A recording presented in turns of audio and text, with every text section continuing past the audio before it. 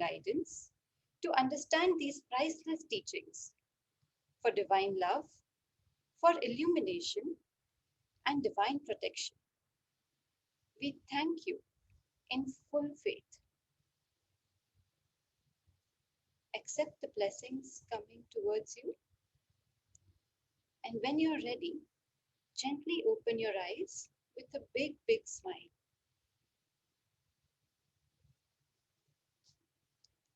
Good afternoon, everyone. Firstly, I would like to say a heartfelt thank you to Nutan ma'am for sharing all the wonderful knowledge that she has shared during these past few weeks, and also for giving us this platform so that we can share our understanding. I will be starting this discussion with the topic of Garbhkarbhava, and Geeta will then continue with couple yoga and prenatal yoga. So let us begin. On the next slide, I have put in some statistics, which are the latest statistics from WHO. Now, each one of us must be aware of at least one couple who was not able to conceive. And many of us would have also come across cases of special babies who are born with certain physical or brain defects. All these things make us wonder how, despite humanity's progress in medical technology, have we failed to solve these issues? On the next slide, there are so many questions which would arise in the minds of the couples. What is the reason for so much suffering? Why did my child have to go through this? Why did I lose my child? And sometimes, why am I not able to conceive? Next slide. Medically, our chromosomes contain the blueprint for our body. They contain our genes. Genetic traits can be passed from parent to child in different ways. Both mother and father have different sets of genes, and there are infinite possible combinations. So then what factor decides the selection of genes? Ayurvedic scholars have time and again emphasized the importance of Shad Garbhkarbhava, or the 6 procreative factors for a healthy progeny. This concept can be understood much better if we look at some concepts of the soul's spiritual journey. I'm on the previous slide now. So the question is, who are we? We are not a physical body. We are not our emotions. We are not even the thoughts. We are the soul, the I am. This picture shows that we are made up of not just our physical body, but we have many subtle bodies, such as the etheric body, astral body, positive body, and buddhic bodies, which are not visible to the naked eye. The incarnated soul, which is formless, occupies each of these bodies and controls them. These bodies are the vehicles for the soul to experience life on earth. On the next slide, I have discussed how does the soul incarnate. Now, when the higher soul wants to incarnate, the destiny of the incarnated soul is formulated with the help of a superior being. And based on this, the place and the body for the soul to be born into are selected. This choice is ultimately made by the soul. Now the question that arises is, how is the destiny of the soul formulated? Any guesses?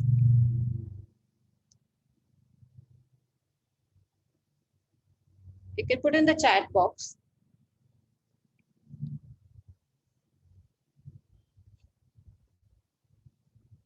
Yes, you're right. I think a lot of you are saying that it is the soul's karmic balances.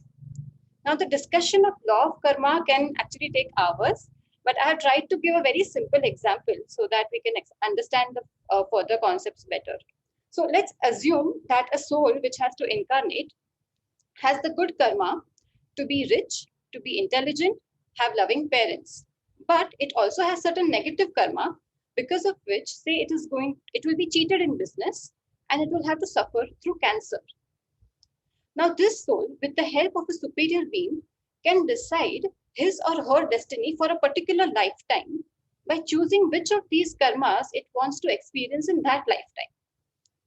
Now, if this particular soul, let's say, chooses to be rich, to have loving parents, and suffer from cancer in this lifetime. Now, such a soul cannot be born to parents who are poor or who are fighting all the time. This soul will also inherit those genes which will increase the risk of cancer. As we can see that in order to fulfill its destiny, the soul will choose a particular country, a particular family, and a particular set of parents, and many more factors so that it can live its particular destiny. Therefore, if a couple who is trying to conceive wishes to invite a spiritually evolved and sattvic soul as their child, then they need to develop these virtues and purify all weaknesses and generate more and more good karma in their life. And that is why the concepts of Ayurveda, which ma'am has been explaining over and over again during our course, make so much sense. I will just briefly touch upon the important concepts which are related to conception. The first one being Garbhadan Purva Sanskar. This concept explains on the next slide how the couple should work towards eliminating all the negativity from the relationship before they try for conception, so that they can sow the right quality of seeds and create a golden baby. On the next slide, I have discussed the concept of Garbhadan Vidhi. Acharya Charak has said, Saumanasya Garbhadharana. That is, a healthy and connected mind of husband and wife is necessary for conception. It is important for a couple who is trying to conceive to understand that making love is not just an act of sex and it is not just about love, but it can even be a manifestation of divine union. To accomplish this, they would have to keep certain things in mind.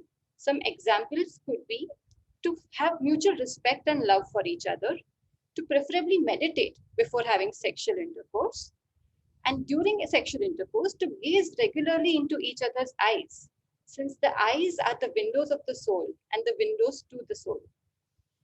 There must be recognition and salutation to the divinity within one's partner, because they are also a child of God. The couple can also meditate on the type of soul that they want to invite in their womb. And lastly, I think most importantly, the couple should adopt an attitude of gratitude and complete surrender towards the Supreme God. Now moving to the main topic, that is Garbhkarbhava. Now with all this background in mind, let us quickly understand what Garbhkarbhavas mean. As per Sage Charak, the way a mango seed exists in its seed, it is assumed that everything that manifests physically in the universe has its existence first in its bhava, that is, the subtle emotional thought or energy. Similarly, Garbha already exists collectively in 6 subtle factors before its manifestation completely in the mother's womb. Now, what are these 6 factors? On the next slide, I have listed them out. They are Matruja, Pitruja, Atmaja, Rasaja, Satmaja, and Satvaja. These 6 factors will determine the shape and quality of the pregnancy and the child in the womb. On the next slide, let us first discuss Matruja. Matruja means emerging from the mother. Maternal factors will contribute to the soft structures in the baby's body. The other factors which could influence are the health and normalcy of the mother, the age of the mother, the health of her reproductive organs, the quality of her ovum, her diet, medicines taken during pregnancy, etc. The second factor, which is the Pithridge factor, means the factors which are emerging from the father. Without the father's sperm, conception is impossible. Paternal factors will contribute to the heart structures in the baby's body. Also, if a sperm from the father is afflicted, the child may have congenital or genetic anomalies. The next one and the third one is the Atmaja or the soul factor. The concept of law of karma, which we just discussed, is most important and has to be kept in mind while understanding the Atmaja factor. Again, to emphasize, the couple should purify themselves as much as possible so that they can invite a divine or a sattvic soul in their womb. Please note that these 3 factors, Matruja, Pitruja, and Atmaja bhavas,